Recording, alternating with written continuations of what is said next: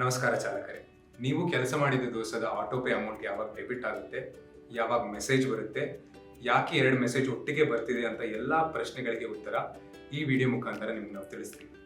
ಈಗ ನೀವು ಸೋಮವಾರ ದಿನ ನಮ್ಮ ಯಾತ್ರೆ ಬಳಸಿ ನಿಮ್ಮ ಅವತ್ತಿನ ಡ್ಯೂಟಿ ಕಂಪ್ಲೀಟ್ ಮಾಡಿದ್ರಿ ಅಂತ ಅನ್ಕೊಳ್ಳಿ. ನಿಮ್ಮ ಸೋಮವಾರ ಅಂದ್ರೆ ನಿಮ್ಮ ಡ್ಯೂಟಿ ದಿನ ಮುಗಿದ ನಂತರ ಮಾತ್ರನೇ ಡೆಬಿಟ್ ಆಗುತ್ತೆ ಅಂತ ತಿಳಿಸೋಕೆ ಆಗೋದು. ಆದ್ದರಿಂದ ನಿಮಗೆ ಮುಂದಿನ ದಿನ ಅಂದ್ರೆ ಇಲ್ಲಿ ಮಂಗಳವಾರದಲ್ಲಿ ಮಾತ್ರನೇ ನಿಮ್ಮ ದುಡ್ಡು ಮರುದಿನ ಡೆಬಿಟ್ ಮಾಡಲಾಗುವುದು ಅಂತ ಮೆಸೇಜ್ ಬರುತ್ತೆ.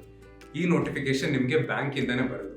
ಬ್ಯಾಂಕ್ ರೂಲ್ಸ್ ಪ್ರಕಾರ ನಿಮಗೆ ಈ ನೋಟಿಫಿಕೇಶನ್ ಕಳಿಸಿ 24 ಗಂಟೆ ನಂತರನೇ ಡೆಬಿಟ್ ಮಾಡಲಾಗುವುದು.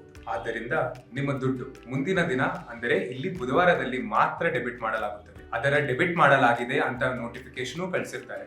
ಇದೇ ರೀತಿ ನೀವು ರೈಡ್ಸ್ ಕಂಪ್ಲೀಟ್ ಮಾಡಿದ 3ನೇ ದಿನ ಮಾತ್ರ ನಿಮ್ಮ ದುಡ್ಡು ಡೆಬಿಟ್ ಮಾಡಲಾಗುವುದು.